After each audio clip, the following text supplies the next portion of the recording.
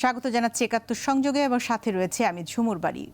এবারের আজকের প্রসঙ্গ ভারতের নির্বাচন এবং গত ১০ বছরের লোকসভার নির্বাচনে কংগ্রেস এককভাবে ১০০ আসনও ছুঁতে পারেনি বলে মন্তব্য করেছেন ভারতের প্রধানমন্ত্রী নরেন্দ্র মোদী। শুক্রবার এনডিএ জোটের বৈঠকে কথা বলেছেন তিনি আরও বলেছেন, এবারের নির্বাচনে বিজেপির ধারে কাছেও আসন পায়নি কংগ্রেসের প্রধানমন্ত্রী নরেন্দ্র মোদী। শুক্রবার এনডিএ জোটের বৈঠকে কথা বলেন তিনি আরও বলেন, এবারের নির্বাচনে জোটের নেতারা আগে ধীরে ধীরে ডুবে যাচ্ছিল, এখন তারা দ্রুত গতিতে ডুবতে চলেছে। এ সময় বিজেপি কংগ্রেসকে সমালোচনা করে মোদি বলেন, ইন্ডিয়া জোটের নেতারা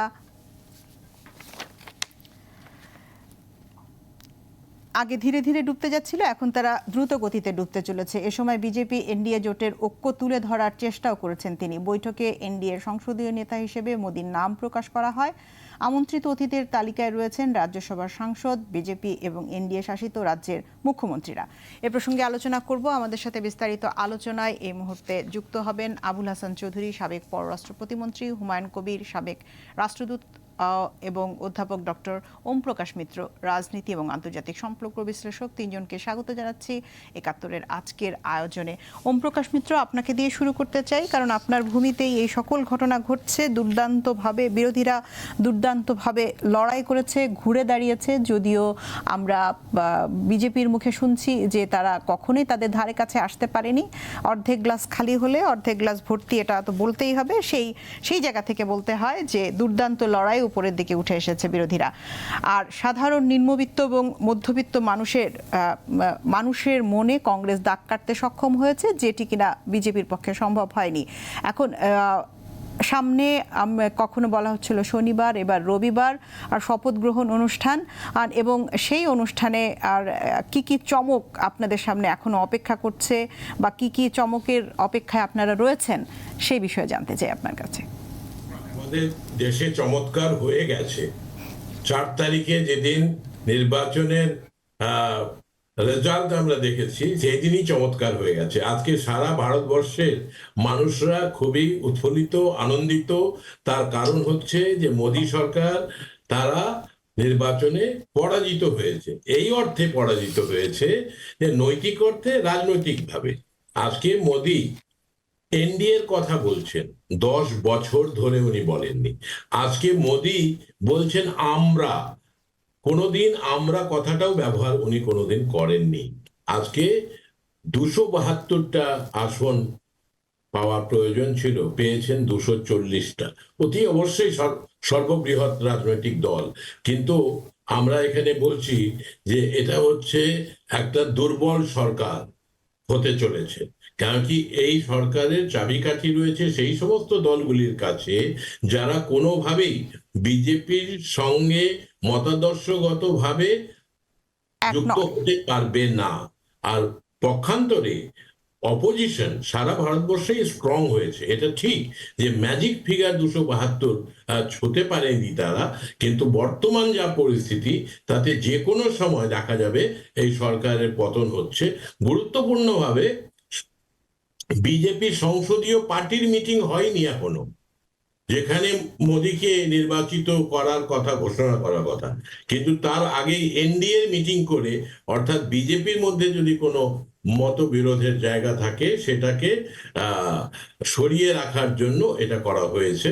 আর প্রত্যেকদিন পিছিয়ে যাচ্ছে, কারণটা আপনারাও জানেন যে সুন্দর সমন্বয় করতে পারছিলেন না। আজকে এক পা এগিয়েছেন, দেখবেন আগামীকাল হয়তো 2 পা পিছবেন। আমরা একটা কথা এখান থেকে শুনতে পাচ্ছি যে স্বরাষ্ট্র, অর্থ, প্রতিরক্ষা এবং বিদেশ মন্ত্রক, এই 4, কোনো ক্ষেত্রে রেল, এই 5টি মন্ত্রণালয়ের দাবি করে শরিক জোটগুলো, এবং সেখানেই নাকি ঝুলে আছে পুরো প্রক্রিয়া। আপনারা কি এমনটা শুনেছেন কিনা? না, আমরা তো একই কথা শুনছি। তার কারণটা হচ্ছে যে এই 4টা মন্ত্রণালয়ের দায়িত্বে যারা ছিলেন, তারা সরকারের যে ভাবমূর্তি সেটাকে ডোবানোর জন্যই আর কি কাজ করেছেন। এবং মোদী মনে করতেই পারেন যে এদেরকে কন্টিনিউ করবেন, বিশেষ করে স্বরাষ্ট্রমন্ত্রী অমিত শাহ। কিন্তু চারিদিকেই একটা আওয়াজ উঠেছে যে এদেরকে আবার কন্টিনিউ করানোটা উচিত হবে না। তবে এটাও ঠিক যে এটা প্রধানমন্ত্রীর বিশেষাধিকার, আর এটা হচ্ছে অন্যান্য রাজনৈতিক দল যারা তাকে বাইরে থেকে যারা তাকে সরকারের থেকে সাহায্য করবেন, অর্থাৎ জেডিইউ বলে যে দল বিহারের, যারা 12টা লোকসভা আসনে জিতেছে, আর চন্দ্রবাবু নাইডুর তেলুগু দেশম পার্টি যারা অন্ধ্রপ্রদেশ থেকে যারা 16টা আসন জিতেছে, তাদের উপর অনেকটাই নির্ভর করবে। বাইরে থেকে এই বিষয় নিয়ে আমরা বিশেষ কিছু বলতে পারবো না, তবে এটা ঠিক সাধারণ নাগরিক হিসাবে বলতে পারি যে এদেরকে যদি মোদি নিয়ে চলেন, এবং বিশেষ করে ন্যাশনাল সিকিউরিটি অ্যাডভাইজার যিনি ছিলেন বা হয়তো তাকে হয়তো রাখতে চাইবেন, তাহলে দেশের পররাষ্ট্রনীতি, আন্তর্জাতিক সম্পর্ক, দেশের ভাবমূর্তি তিনটাই ধাক্কাই খাবে বলে অন্তত আমি মনে করি।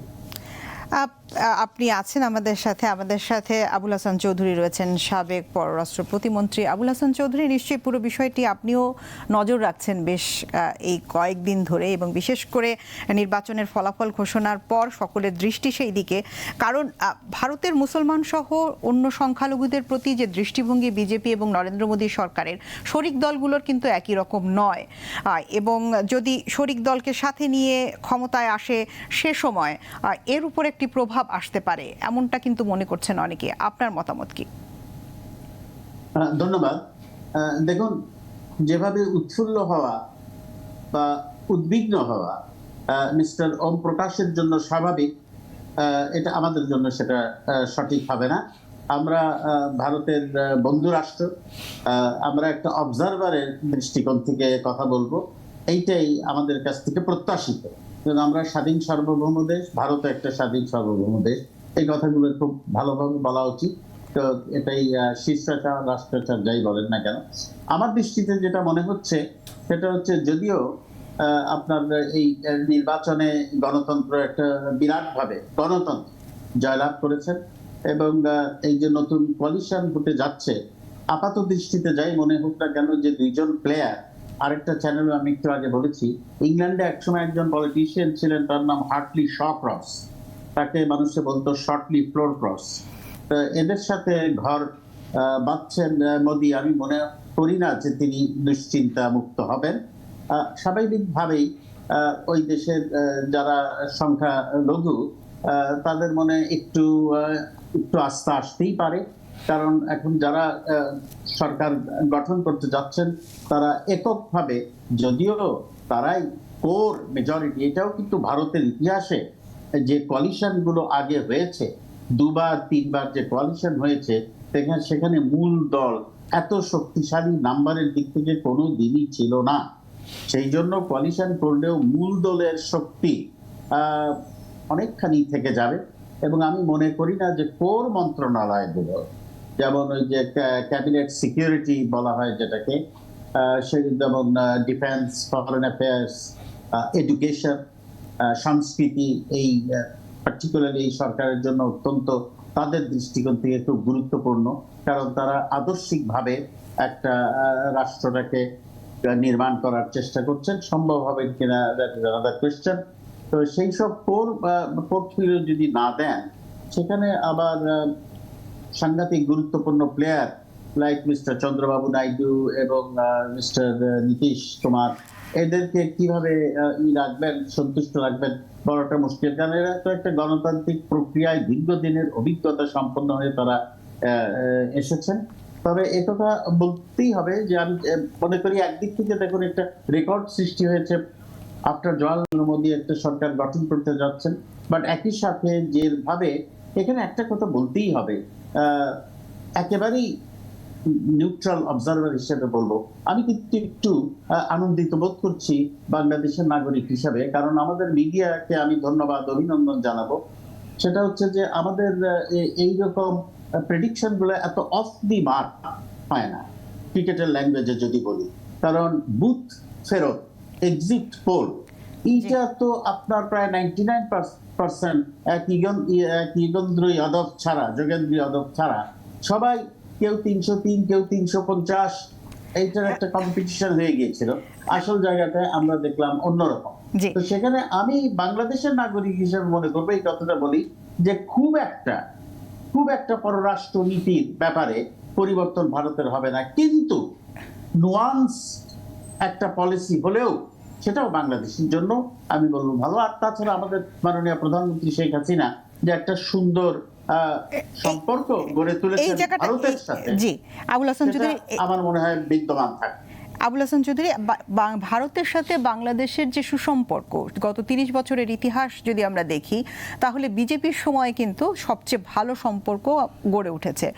14, 19, 24 এই যে সময়টাতে, সেই সময় বাংলাদেশ এবং ভারতের যে কূটনৈতিক সম্পর্ক, দ্বিপাক্ষিক সম্পর্ক জোরদারের জায়গাটা যেটি আমরা কিন্তু কংগ্রেসের সময় দেখতে পাইনি। আমাদের সাথে এম হুমায়ুন কবির রয়েছেন। আপনার দৃষ্টিভঙ্গি কি বলে যে অবশ্যই কংগ্রেসের সাথেও আমাদের সম্পর্ক ভালো, কিন্তু বিজেপির সাথে যে সম্পর্কের ধারাবাহিকতা সেটি সুদৃঢ় করেছে দুই দেশের সম্পর্ককে, কিন্তু সেখানে যদি আবার অন্য দল যারা কিনা নীতিশ কুমার এবং চন্দ্রবাবু নাইডুর মতো যারা রাজ্যকেন্দ্রিক দলগুলো, সেই তাদের মতবাদ চলে আসলে বাধা তৈরি হবে কিনা? ধন্যবাদ আপনাকে। আমার বন্ধু প্রফেসর ওম প্রকাশকে দেখে ভালো লাগছে, অনেকদিন পর দেখা হলো। তো আপনি যেটা প্রশ্ন করলেন, আমি 2-3টা দৃষ্টান্ত দিয়ে একটু বলবো যে আসলে আমরা বোধহয় ভারত বাংলাদেশ এটাকে দুই দেশ হিসেবেই দেখলে ভালো হবে। তার কারণ যেহেতু আমি পেশাদার মানুষ ছিলাম এক সময়তে, তো আমি সেভাবেই দেখবার চেষ্টা করি। 1996 সালে যখন আমরা এই গঙ্গা চুক্তি করি, গঙ্গা পানি বন্টন চুক্তি 30 বছরে, তখন কিন্তু ভারতে কোয়ালিশন সরকার ছিল, এবং সেই সরকারের মধ্যে কিন্তু এখন যারা এই বিজেপি সরকারের সাথে যাবেন তাদের অনেকে কিন্তু সেই সরকারের অংশ ছিল। কাজে তখন কিন্তু বাংলাদেশ ভারত সম্পর্কে আমি বলবো যে সেটাও একটা ভালো সময়ই ছিল বলে মনে করা যেতে পারে। এবার আপনি যেটা বলছিলেন যে 2010 সালে কংগ্রেস যখন ক্ষমতায় ছিল, তখনই কিন্তু 2011 সালে ডক্টর মনমোহন সিং এর ঢাকায় আসার মধ্য দিয়েই কিন্তু আমাদের এই স্থল সীমান্ত চুক্তির গতিটা লাভ হয়েছে। 2015 সালে ভারতের প্রধানমন্ত্রী নরেন্দ্র মোদী এসে সেটা স্বাক্ষর করেছে। তো কাজেই ভারত বাংলাদেশ সম্পর্কে আমরা যদি বস্তুনিষ্ঠভাবে দেখি, তাহলে বলা যায় ভারতে যে সরকারগুলো ছিল তাদের সাথে আমাদের সম্পর্ক মোটামুটি ভালো ছিল, এবং আমি বলবো যে পেশাগতভাবে আমরা সেটা পরিচালনা করতে পেরেছি, এবং আমার ধারণা এখনো তাই হবে। তো কাজেই বিজেপি যতক্ষণ ক্ষমতায় ছিল ততক্ষণ ভালোই সম্পর্ক ছিল, কারণ দুই দেশের সম্পর্কের একটা পারস্পরিক নির্ভরশীলতা আছে। আমরা ইচ্ছা করলেই কিন্তু সেই নির্ভরশীলতার বাইরে যেতে পারিনি, কারণ আমরা নিকট প্রতিবেশী। আমাদের নিরাপত্তার স্বার্থ এটা দুই দিকের জন্যই গুরুত্বপূর্ণ, আমাদের আর্থিক স্বার্থ সেটা দুই দিকের জন্য গুরুত্বপূর্ণ, মানুষের যোগাযোগ দুই দিকের জন্য গুরুত্বপূর্ণ। তো কাজেই আমরা এমন কিছু বিষয়ে, মৌলিক বিষয়ে একে অপরের সাথে জড়িয়ে আছি, সেটা যে সরকারই থাকুক, সেটা বাংলাদেশে বলেন বা ভারতে বলেন, মোটা দাগে কিন্তু সম্পর্ক দুই দেশেই আমি বলবো যে একটা মোটামুটি বস্তুনিষ্ঠতার মধ্যেই সম্পর্ককে বজায় রাখতে হয়। তো কাজেই বাংলাদেশ এবং ভারতের সম্পর্ক, ভারতে যে সরকারই আসুক, আমরা আমাদের সাথে সম্পর্ক মোটামুটি ভাবে, আমি বলছি যে একটা মোটামুটি যে অবস্থায় আছে সেই অবস্থায় থাকবে। বড় একটা পরিবর্তন তাহলে তো দেখ, তাহলে আমরা একটা বিরতিতে যাব, কিন্তু বিরতিতে যাওয়ার আগে একটা বিষয় তাহলে বলতেই হয় যে আমরা তিস্তার পানি সেই একবার রাজ্য সরকার আর একবার কেন্দ্র সরকারের যে চালাচালি, তার থেকে আমরা কখনোই বেরোতে পারবো না, কারণ যে সরকারি ক্ষমতায় আসুক না কেন সেই পানি হয়তো আমরা পাবো না কখনো। এটার জবাব আমি ফিরে এসে জি নিশ্চয়ই। আমরা একটা বিরতি নিয়ে আসি, বিরতির পর আবার ফেরত এলাম। দর্শক ধন্যবাদ জানাই আমাদের সাথে থাকার জন্য। দর্শক, আলোচনা করছিলাম ভারতের নির্বাচন নিয়ে, এবং রাহুল গান্ধীকে ভারতের লোকসভার বিরোধী দলনেতা হিসেবে দেখতে চেয়েছেন কংগ্রেস তথা বিরোধী শিবিরের বড় অংশ। অধিকাংশ কংগ্রেস নেতা মনে করেন লোকসভার কংগ্রেসের দলনেতা হিসেবে রাহুলেরই বিরোধী দলনেতার দায়িত্ব নেওয়া উচিত। এমনটি হলে তিনি 2029 সালে লোকসভার নির্বাচনে সরাসরি প্রধানমন্ত্রী পদের দাবিদার হিসেবে নিজেকে তুলে ধরতে পারবেন। এখন এই প্রস্তাবে রাজি হবেন কিনা সেটাই মূল প্রশ্ন। অর্থাৎ এখনো কিন্তু চিন্তাভাবনার জায়গাটা রয়েছে যে কি হতে চলেছে, যেটি গতকালকে একজন আলোচক আমাদেরকে বলছিলেন যে পিকচার আবি বাকি হে, অর্থাৎ তাদের ভাষায় যে এখনো অনেক কিছু দেখার বাকি রয়েছে, ছবি এখনো শেষ হয়নি। কিন্তু যেটি হোক না কেন, ভারত বাংলাদেশ সম্পর্কটি এগিয়ে যাবার একটা কারণ হচ্ছে এই সম্পর্ক হচ্ছে বহুমাত্রিক, এবং নিজেদের প্রয়োজনে উভয় দেশ এবং সরকার তাদের মধ্যে সুসম্পর্ক সবসময় বজায় রাখবে। যেটি আমাদেরকে যেই প্রসঙ্গটি নিয়ে শেষ করছিলাম প্রথম ধাপে, হুমায়ুন কবির আপনি আমাদেরকে বলছিলেন যে এই প্রশ্নের উত্তর আপনাকে আমি পরে দেব, সেই জায়গা থেকে আমি 5টা পয়েন্টকে মোটামুটি আলোচনা সামনে নিয়ে এসেছি যে এই বহুমাত্রিক সম্পর্ক কখনো পরিবর্তন হবার নয় নিজেদের স্বার্থের কারণেই। কারণ আমরা দেখছি যে নাগরিকত্ব আইন, রাজনৈতিক এবং কূটনৈতিক কারণ, তিস্তা চুক্তি, অভিন্ন নদীর পানি বন্টন, সীমান্ত হত্যাকাণ্ড এবং ট্রানজিট ও বন্দর ব্যবহার, এই যে 5টা কারণ যার কারণে একে অপরের উপর নির্ভরশীল হওয়া ছাড়া আর কোনো উপায় নেই। আলোচনাটা যেহেতু আপনাকে দিয়ে শেষ করেছিলাম, আপনাকে দিয়ে শুরু করতে চাই আবারও হুমায়ুন কবির। ধন্যবাদ আপনাকে। আমি কয়েকটা জিনিস বলবো, সেটা হচ্ছে ধরেন আমি সীমান্ত হত্যাটা দিয়ে শুরু করি। এটা কিন্তু ভারতের 2 প্রধানমন্ত্রী, ডক্টর মনমোহন সিং এবং পরবর্তীতে নরেন্দ্র মোদী, দুজনে কিন্তু এই ঢাকায় তারা অঙ্গীকার করে গেছেন যেটাকে শূন্যের কোঠায় নামিয়ে আনা হবে, এবং সেটাই আমাদের প্রত্যাশা। তো কাজেই তারা যে বক্তব্য দিয়েছেন, যে অঙ্গীকার করেছে, সেটাই বাস্তবায়ন হোক, এটাই আমাদের প্রত্যাশা। এবং এটা যদি বাস্তবায়িত হয় তাহলে মানুষের জীবন যেমন বাঁচবে, জনমনে যে সম্পর্কের ব্যাপারে যেটুকু প্রশ্ন ওঠে সেই প্রশ্নগুলো উঠবে না। এবার আপনি যদি আসেন পানি বন্টনের বিষয়টা, আমি একটু বলি যে 2015 সালে যখন এই আমাদের স্থল সীমান্ত চুক্তি হয়, ভারতীয় পার্লামেন্টে কিন্তু ইউনানিমাস সকল দল মিলে ভারতের প্রধানমন্ত্রী নরেন্দ্র মোদীকে দায়িত্ব দিয়েছিলেন ঢাকায় এসে এই স্থল চুক্তিটা সই করার জন্য। তখন কিন্তু আমরা ভারতের রাজনৈতিক দলগুলোর মধ্যে ঐক্যমত্য দেখেছি, এবং দেখেছি এই কারণে যে তখন ভারতের প্রধানমন্ত্রী নরেন্দ্র মোদী এটার দায়িত্ব নিয়েছিলেন এবং নেতৃত্ব দিয়েছিলেন। আজকে আমি তিস্তার পানি বন্টনের ক্ষেত্রে আমি বলবো যে তিনি যদি মনে করেন যে বা নেতৃত্বটা নেন হাতে, এবং তিনি যদি সেটা করেন, কারণ ভারতের সাথে বাংলাদেশের সম্পর্কের বিষয়টা আমি মানছি যে এখানে রাজ্য সরকারের একটা ভূমিকা আছে, তারপরেও কিন্তু আমি বিশ্বাস করতে চাই যে তিনি যদি নেতৃত্ব নিতে চান, নেতৃত্ব দিতে চান, তাহলে এই সমস্যার সমাধান সম্ভব। এবং এখানে আরো একটা কথা যোগ করে রাখতে চাই, এই পানি কিন্তু তিস্তা শুধু সমস্যা নয়, এখন গঙ্গা চুক্তি শেষ হবে আরো 2 বছর পর, সেটা নিয়েও আলোচনা করতে হবে। আমার ধারণা মাননীয় প্রধানমন্ত্রী যখন যাবেন তখন হয়তো দিল্লিতে এই বিষয়টা উঠতে পারে, কারণ 2 বছর পরেই তো আমাদের এটা মেয়াদ শেষ হবে। তো এর পরে কি হবে সেটা নিয়েও একটা মোটামুটি আলাপ আলোচনা শুরু হওয়া দরকার। এর বাইরেও কিন্তু আরো 7টা নদী নিয়ে কিন্তু আমাদের মধ্যে ইতিমধ্যেই অনেকবার আলোচনা হয়েছে, এবং এখন বিশেষ করে শুধু নদীর পানি নয়, জলবায়ু সংক্রান্ত চ্যালেঞ্জগুলোর সাথেও এই নদীর পানির বিষয়টা সংযুক্ত বা সংশ্লিষ্ট হয়ে যাচ্ছে। কাজে এই বড় বিষয়গুলো নিয়ে আমাদের এখনই চিন্তা করতে হবে। তো কাজে আমি মনে করব যে এটা বাংলাদেশের স্বার্থে যেমন প্রয়োজন, ভারতের স্বার্থেও তেমন প্রয়োজন। যেটা আপনি এনআরসি অন্যান্য বিষয়, আমার ধারণা যে এনআরসি নিয়ে নির্বাচনের আগে ভারতের তৎকালীন স্বরাষ্ট্রমন্ত্রী মহোদয় যেসব বক্তব্য দিয়েছেন, এখন আমার ধারণা এই জোট সরকার যদি এনডিএ সরকার ক্ষমতা আসলে এই মুহূর্তের জন্য বা খুব সামনের দিকে আমি যেটা দেখছি, এই বিষয়টা নিয়ে হয়তো আমরা নাড়াচাড়া কম দেখতে পাবো। এবং এখানে তবুও আমাদের জন্য একটা চিন্তার কারণ থাকছে, আসামে এটা যে অবস্থায় আছে সেখানেও আমি মনে করি বাংলাদেশের মতো দেশের জন্য আমরা যেহেতু প্রতিবেশী, আমরা ভারতের কাছ থেকে স্পষ্ট বক্তব্য শুনতে চাই যে ওখানকার কোনো মানুষ যেন বাংলাদেশে এখানে না আসে বা তারা নির্যাতনের মুখোমুখি না হয় এবং তার প্রভাব তো আবার এখানেও থেকে যায়, যদিও আমরা সেটা কখনোই চাই না যে ওখানে যদি মুসলিমরা নির্যাতিত হয় তার প্রভাব এখানে এসেও পড়ে, যেটি কিন্তু উভয় দেশের জন্যই যথেষ্ট রকমের খারাপ। আমরা নীতিশ কুমার, আপনি মাফ করবেন, ওম প্রকাশ মিশ্র, আমরা দেখতে পাচ্ছি যে 2 দলের মধ্যে এক ধরনের কে জোট করবে সেটা নিয়ে এক ধরনের এখন পর্যন্ত যদিও স্পষ্ট হলেও দ্বিমত অনেকের মধ্যে রয়েছে, এবং আপনি যেটিকে আপনারা খুব উচ্ছ্বসিত ব্যাপারটিতে, হয়তো কেউ উচ্ছ্বসিত, কেউ উচ্ছ্বসিত নয়, কিন্তু আপনার কাছে কি মনে হয় যে বাংলাদেশের সাথে যে সম্পর্ক সেটি মোদী সরকারের সময় যতখানি সুস্পষ্ট হয়েছে, সুদৃঢ় হয়েছে, এবং আমরা বলবো যে বরফ গলতে শুরু করেছিল 2009-এ, তারপর থেকে অনেক বিষয় আমরা সুস্পষ্ট সিদ্ধান্তে আসতে পেরেছি, জোটের ক্ষমতায়নের ফলে সেখানে কোনো বাধা তৈরি হবে কিনা?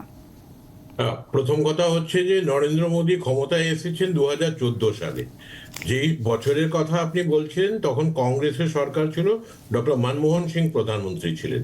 জি। এবং আমি যতদূর জানি বুঝি এবং স্পষ্টভাবেই বলতে চাই যে নরেন্দ্র মোদী ভারতবর্ষের প্রধানমন্ত্রী হয়েছেন মনমোহন সিং এর সময়কার সমস্ত নীতিগুলিকেই উনি এগিয়ে নিয়ে গেছেন।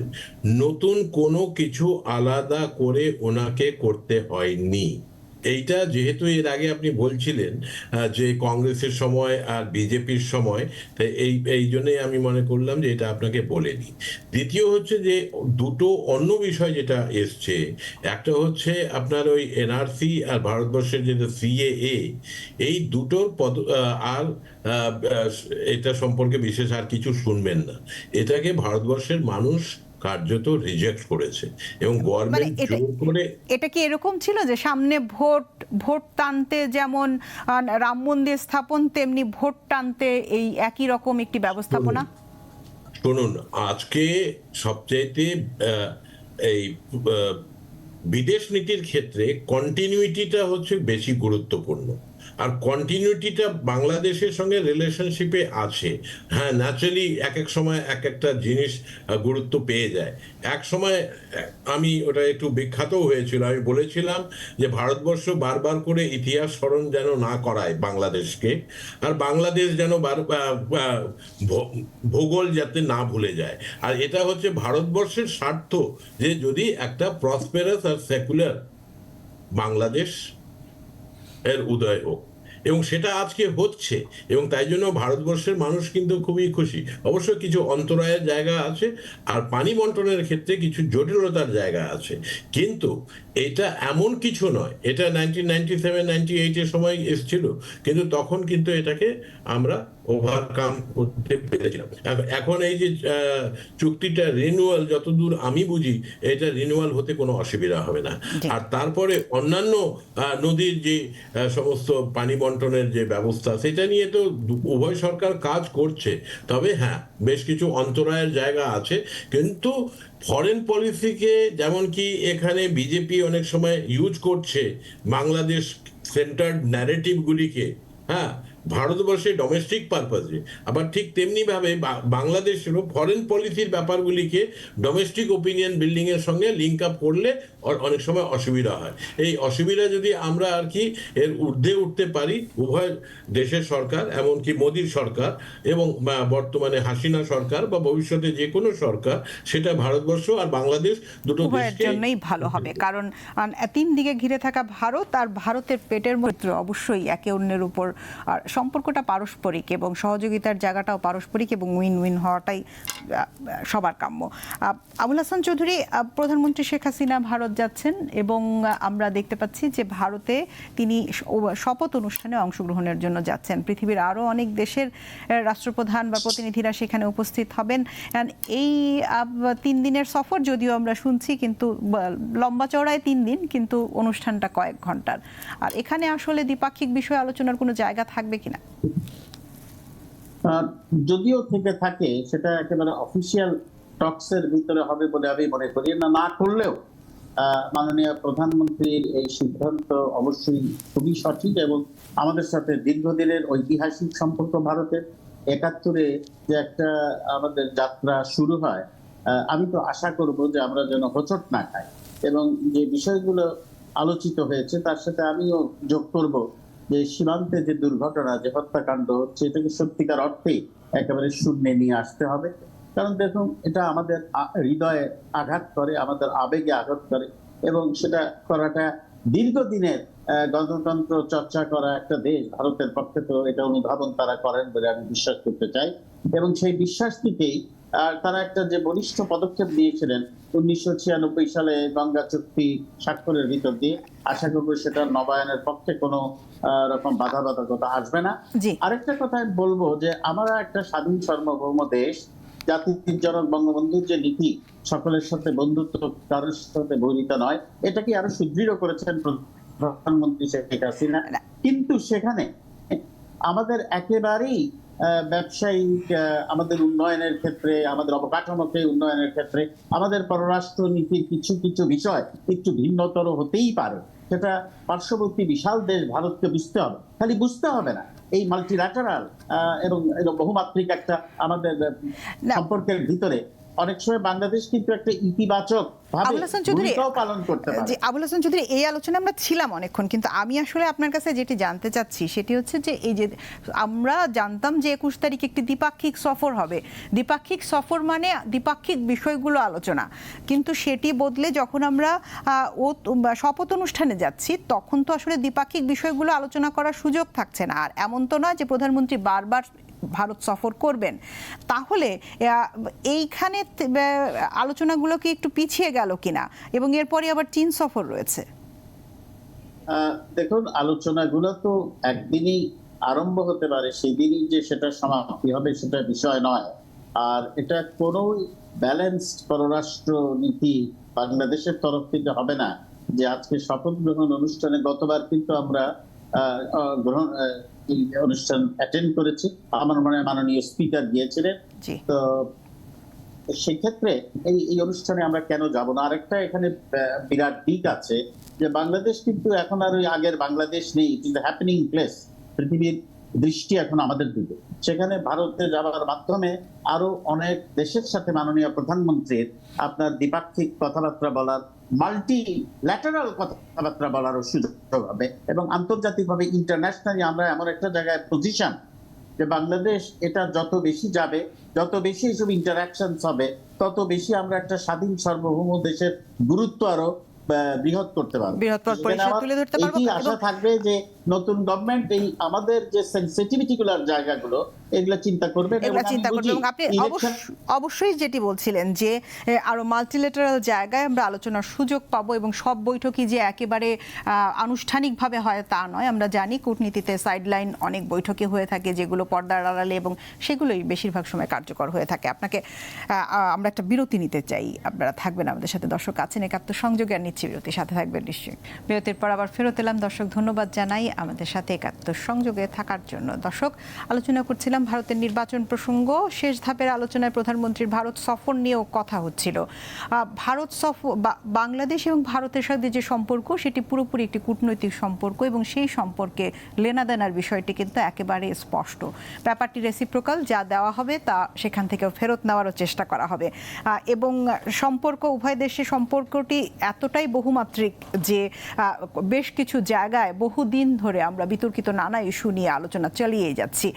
আমাদের সাথে ওম প্রকাশ মিশ্র রয়েছেন, এবং ওম প্রকাশ মিশ্র, আমরা এবার ভারত সরকার ক্ষমতায় আসার পর আর প্রধানমন্ত্রীও এসছেন ক্ষমতায় মোটে কিছুদিন হলো, কোন বিষয়গুলোর সমাধান আপনি সামনের দিনে দেখতে পান এই জোট সরকারের সময়?